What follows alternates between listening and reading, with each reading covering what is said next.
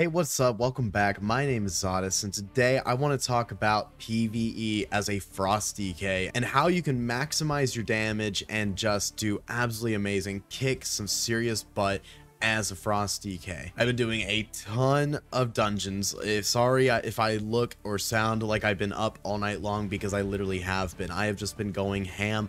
I did my raid last night with my guild, and I've just been doing Mythic Plus ever since. But I've been having the time of my life, and so I really wanted to make this video and go ahead and share with you guys everything that I've learned and what's going on and kind of my experience with Frost DK and PvE so far. So we're going to go over stats, we're going to go over Bisc gear, we're going to go over some tips and tricks to make sure you're actually top damage on every single pull. We're also going to talk about weapon type, and we're going to talk about talents and all that good stuff, soulbinds, all the stuff. So let's go ahead and jump right in. But first, please, if you like the video, hit that like button. It helps tremendously with the algorithm, and don't forget to subscribe and ring that bell notification so you don't miss a thing. Let's go ahead and hop right into it. So first off, I know that a lot of you guys are probably curious, should you dual wield or should you use a two-hander? So there is a difference between the two, and dual wield is winning in PvE.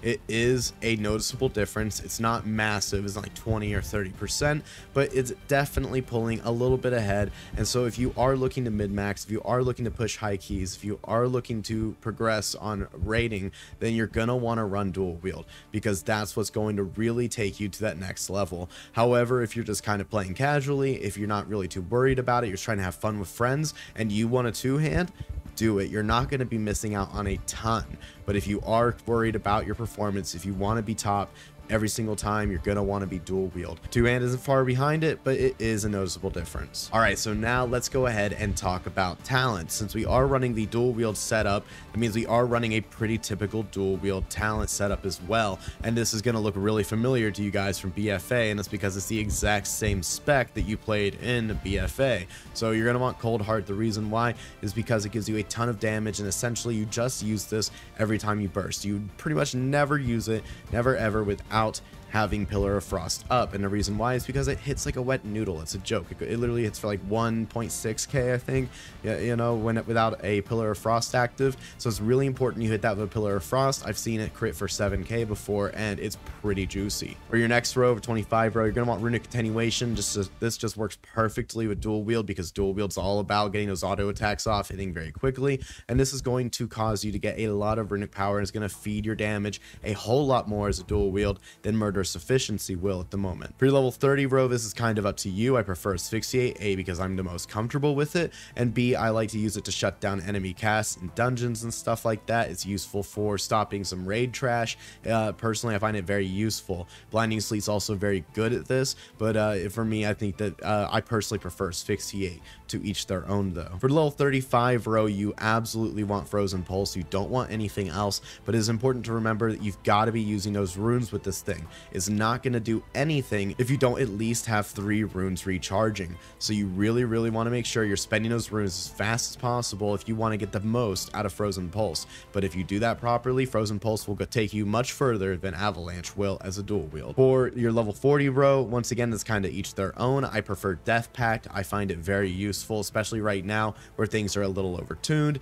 You know, I'm pugging a little bit every now and again. It's nice to kind of have that you know, oh shit button in case something goes horribly wrong, and so I prefer it. Although Wraith Walk, of course, is a wonderful option for more mobility, and Permafrost is good because it gives you that absorb. You're getting all those auto attacks, and that builds up. So it's kind of like whatever you personally feel like you want to use. For your 45 row, there's only one choice as a dual wield Frost DK right now, and that is Gathering Storm. In fact, this is the only choice for any kind of Frost DK. This one is so good, especially when you pair it with the legendary and with the conduit that also affect Remorseless Winter damage, which is what I'm doing, and we'll talk about that a little bit later, but it's absolutely massive cleave damage. In your final row, you're gonna want Breath of Sindragosa. You gotta take Breath of Sindragosa. If you're not gonna run Breath of Sindragosa, honestly, you might as well just go two-hand, because two-hand obliteration is really the only other option. If you want to pick anything else, you've got to play two-hand obliteration. Like I said, that's not too much of a DPS loss. You're gonna still be top of the meters almost every single go, so it's not bad. But if you are looking to push it as far as you can and all that, then you're gonna have to take Breath of Sindragosa.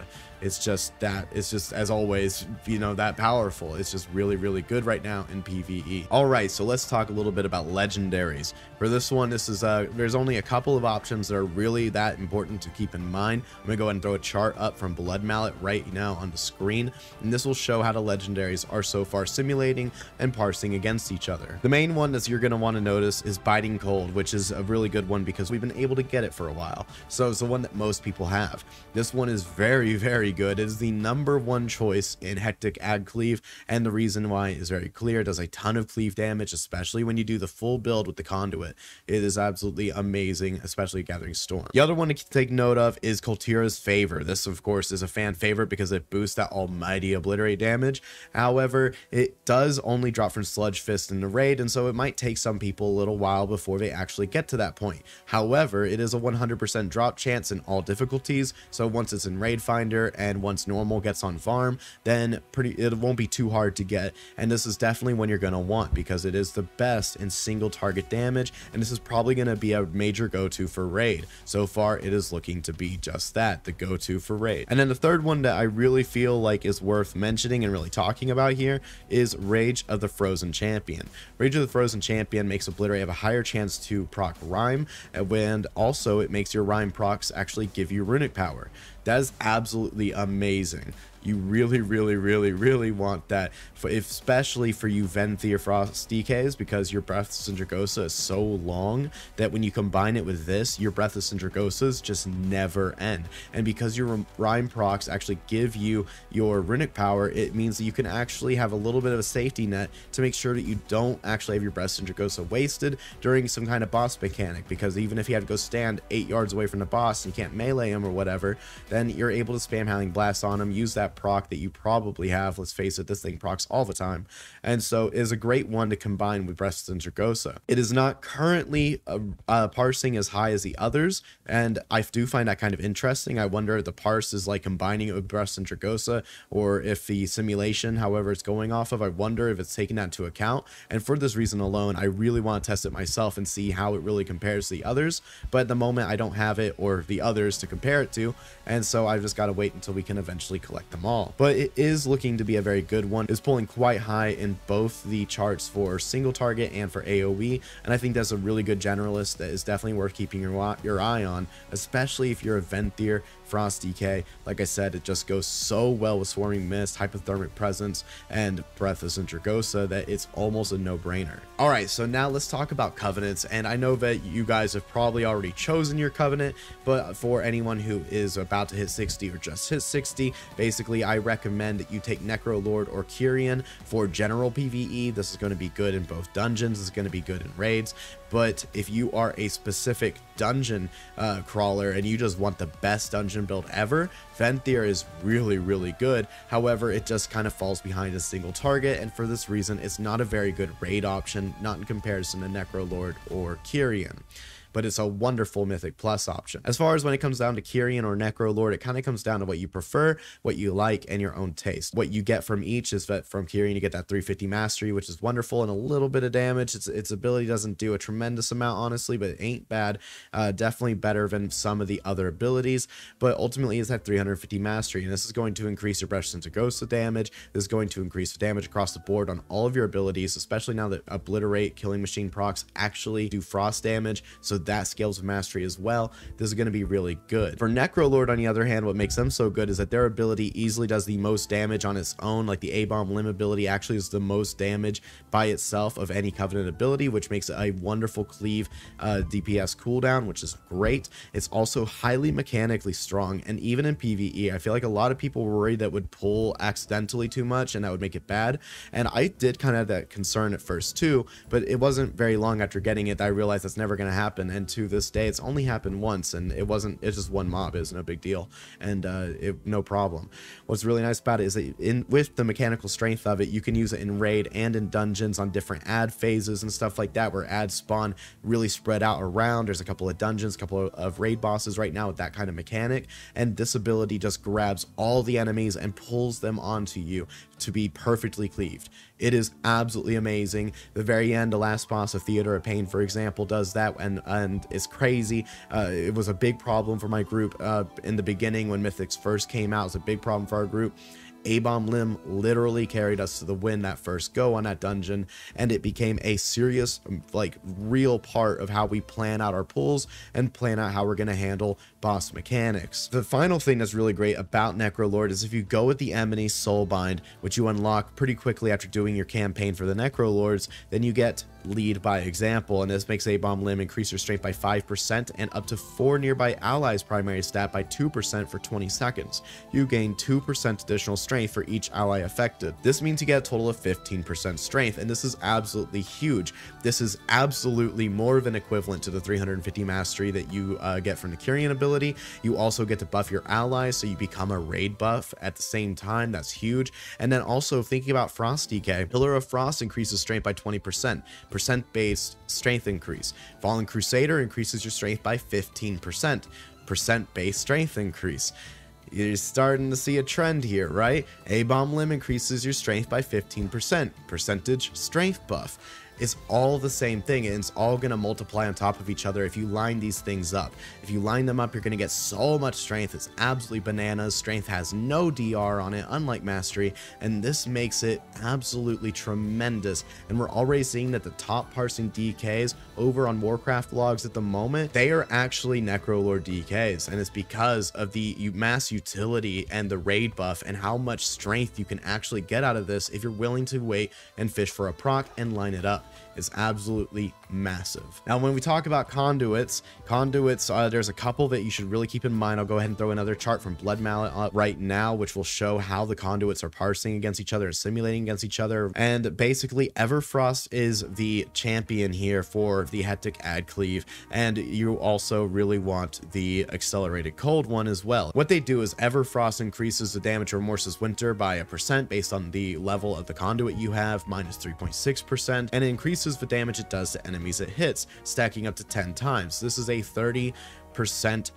damage increase on that Remorseless Winter, and you combine that with the legendary, you combine that with the Gathering Storm talent, and it's absolutely insane. Another one you really want is Accelerated Cold, and the reason why is Accelerated Cold, it makes your Empower Rune Weapon have a 10% shorter cooldown, and it increases your haste while it's active by 7.8%, which is freaking awesome. It's huge, and so you really want that and Everfrost to eventually be your two potency conduits in this. For the time being, though, I suggest Everfrost because it does do really, really good add damage, really good cleave damage, and it's also really good in single target as well. And in my opinion and experience so far, Everfrost, if you had to pick one or the other, I would pick Everfrost. Alright, so let's talk about BIS gear and stat priority. I'm not going to really go over the BIS gear too much because there's like a chart for that. So I'm going to link you guys to the website that has the BIS set for Frost DK, and it tells you where it's all from and all that good stuff. I do kind of want to talk about trinkets. Something to really keep in mind is, first of all, the Quantum Device from the other side. I'll go ahead and pull it up over here. It's from the Mana Storms, is it? No, it's from Dealer. Yeah, Dealer Zyxa here. From the other side, the Inscrutable Quantum Device is our BIS trinket. This thing's crazy. What the question marks mean is it gives you a random stat, like 500 of a random stat. Sometimes it's mastery, sometimes it's verse, sometimes it's haste, sometimes it's crit, but all of these stats are absolutely amazing. And I think it's verse too, actually, if I didn't say that, but all of these stats are absolutely amazing for a Frost DK, and right now it is simulating to be the best in PvE for your on-use trinket. For your non-on-use, your passive trinket, the one that is looking to be the best BIS in slot 1 is Phial of Putrefaction, which drops from Plaguefall from Dr. Ickes. This guy drops the Phial of Putrefaction, and this is our BIS for just like a passive trinket. It is really, really good. It increases your consistent DPS by quite a bit, and if you don't have that one, or if it's struggling to drop for you, then some others keep your eye on is a Spare Meat Hook, which is pretty good, and the Anima Field Emanator. This one is pretty cool as well. Those are definitely some trinkets to keep your eye out for. As for our stat priority, it is looking like mastery over crit over haste is what's working the best right now for dual wield. It is looking really good. There are some early sims, and they're suggesting that you go crit over everything. I don't personally, I feel like that's kind of like one of those early sim things. Those of you who, you know, have done this like early in the expansion kind of know that sometimes the sims aren't always like completely accurate in the beginning. It just kind of depends, you know, there's human errors, sometimes there's variables that weren't accounted for, sometimes there's things that are changed. There's just a lot of different things, so I feel like that can't be right. However, at the moment I am rocking mastery over crit over haste, and it is working really good for me. My damage is doing just fine. I'm pulling well over 3k every single pull, and I'm topping the meter pretty much every single pull as well. At the moment, that is very, very good DPS, and so I'm happy of where I'm at with this. However, do keep in mind that if you do go this way, there's a chance that those sims are correct and crit's the way to go for sure. I just personally don't fully buy into it, considering how good mastery is, especially for a Breathless and Dragosa build. To me, it seems a little strange. As for your enchants and stuff like that, you're gonna want Rune of the Fallen Crusader on your main hand weapon, the one that is in your main hand, and you're gonna want Rune of Razor Ice on your secondary weapon. This is just the best combination for the highest damage. For other ones, you're gonna want to pick up the plus 20 strength and minor speed increase on your cloak. Sorry, I don't know the name of it, doesn't really tell me here, but you can just go to the auction house, click on enchantment, cloak, and then sort by level. It's going to be up the top, and you can find it pretty quickly up there. You're also going to want the strength increase on your gloves. It's very, very important. And you're going to want some mastery on those rings of yours as well. I get the plus 16 mastery on both of my rings. As for food, I really suggest using the applesauce here, the iridescent ravioli with applesauce. This stuff gives you 30 mastery, and this is absolutely awesome food for sure. However, it's not as good as a feast is. So if you're in raid and someone drops a feast, go ahead and eat that. That will give you 18 to 20 of your main stat, which of course is strength. And right now, because of itemization, strength is extremely valuable. Right now it appears that strength really is kind of like the ultimate stat. Strength is like above everything, and in this way, essentially, item level is kind of above everything except for on secondary items like rings, which don't give you strength. There, it's just about stats. Now for you two-handers out there, I love you guys. You know that I love my two-hander. I wish that it was the go-to way to actually PvE as a Frost DK right now, but I am trying to progress. My guild is trying to progress. I'm trying to push these keys. I'm trying to get my item level as high as possible so I make the best quality content for you guys and enjoy the content myself and all that good stuff. So I'm doing what I gotta do, but hey, mad respect to you guys, and I'm serious when I say, like, if you play a two-hander, if you do it right, then you're not gonna be very far behind the dual wielders. In fact, many times, especially in real world scenarios where things can go wrong, Breathless and Dragosas can get messed up, then there's gonna be a lot of times where you guys are directly competing with the dual wield Frost DKs. Don't worry, you're not massively behind. It's just that dual wield has a little bit of an edge. So for you guys, what you want to be doing is, for your stat priority, I don't have the right gear on exactly right now, but for your stat priority, you're going to want mastery over everything. You're going to want haste, and then you're going to want crit. And it's very important that you do mastery over haste over crit. This is going to give you the most. The reason you want less crit is because two-hander weapons are very slow. Your auto attacks aren't happening very much. You're not going to get a lot out of that crit, at least not as much value as you would out of haste. Haste gives you a lot more value, and so you definitely want mastery over haste over crit. Now for your talents, you are gonna want to run Inexorable Assault. I'm not in rested areas, so I can't change it. You're going to want Inexorable Assault over Cold Heart. This is going to give you much more consistent DPS and is definitely going to be the best option. I've tested all this stuff out as a two-hander. You're going to want Inexorable Assault. You're going to want Murderous Efficiency. Since your auto attacks are, like, once again, very slow, you're not going to get much out of Runic Attenuation. Murderous Efficiency is going to give you more Obliterates, which is going to give you more damage in general, because Obliterate is like our #1 source of damage by far as a two-hander. And on top of that, is going to drive more Runic power, since your Obliterate is the main source of your Runic power, especially as a two-hander. For this next row, same as before, it is your own decision. I personally like Asphyxiate. It's the one I'm most comfortable with, and I find it very useful, so I run this. For level 35, you're gonna want Avalanche. Once again, Frozen Pulse is based on auto attack speed, and two-hander is very slow. Avalanche is wonderful. Those jagged icicles of death are just absolutely amazing. They actually actually do a ton of damage. Do not underestimate it, especially in cleave. This is a great talent. For the level 40 row, once again, it's kind of what you prefer. I like Death Pact for kind of that oh shit button, but Wraith Walk is a wonderful choice. And don't go Permafrost as a two-hander, because once again, it scales with auto attacks, and auto attacks are very, very, very slow as a two-hander. So basically all those talents are out the window immediately. For your level 45 row, once again, Gathering Storm is going to be your bestest friend in the world. Is going to really amp up your consistent DPS, and especially if you go with the legendary and the conduit, which I also recommend for two-hander, it is just huge. It's huge, huge, huge. Do not underestimate that one either. And then finally, for your final row, you only go Obliterations. The only way. It is the only way, and you must follow the way. Anyways, it's really good. It's definitely the absolute best. Breath of Sindragosa does work for a two-hander. It is a little short, but if you are in Mythic Dungeons, especially one of the dungeons with a lot more trash, then this is still going to be a wonderful way for you to play your two-hander. However, do keep in mind that what you will see is your consistent DPS going to go quite down as a two-hander, to the point where you are not topping DPS anymore. But when you do have Breath of Sindragosa active, you're going to do a tremendous amount of damage, because you have such heavy hitting obliterates and heavy hitting Howling Blast from Avalanche coming in behind it. You're going to easily do more damage inside your burst window than any dual wield Frost DK out there, easy as pie, for a fact with Breath of Sindragosa.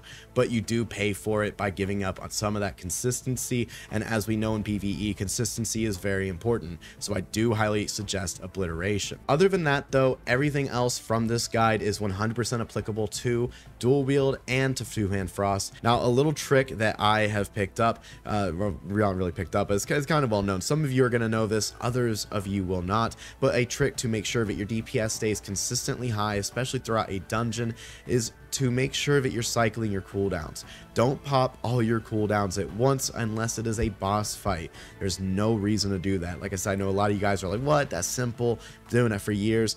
I know there's a lot of people that don't know this, so this is my secret to literally pulling 3k DPS every single pull, plus 3k DPS, and always being on top of the charts. So basically what it looks like is on the first pull of a dungeon, I might go in, it depends on how many targets. If it's like 2, I'll use A-Bomb Limb or something like that. If it's more like 3 or 4, then I might go for the full-on Empower Rune Weapon into Pillar, into Breath of Sindragosa. This is like my big CD pops. So it depends, the cycle kind of depends on what that first pull is. If it's Hectic Aghalie kind of pull, 4 or 5 targets, I'm going to go ahead and use the Empower, the Pillar, the Breath of Sindragosa all at once, and this is easily going to pull down 10k plus DPS. For the second pull, this is where it might be 2 or 3 targets. I'm going to go for A-Bomb Limb, and I'm going to just use that, just A-Bomb Limb. And this thing does so much damage and gives you so much strength that you will easily be pulling 7 to 8, maybe even 9k DPS just with having A-Bomb Limb going. On the third pull, now I have Pillar of Frost back for sure,